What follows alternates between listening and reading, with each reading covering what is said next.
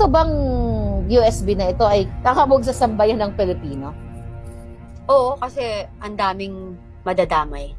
Oh my Ang God. daming lalab. Yung nangyari sa akin, maraming madadamay. Marami kasi nandun lahat. Alam mo yon. Before nga, di ba, nabubuli na ako. So, I prepared for it. Aside from that, na nag-offer si Lisa ng pulburon, so may nakwento ba siya tungkol sa Chukchakan Blues or orgy or, you know, swing? Well, swing? Swinger, yeah. Yung parang, Yeah, swinger, right? Yeah. Sa kaalaman ng ating mga kababayan, okay, yung hindi nakakalam, uso po yan sa mga pulboroni.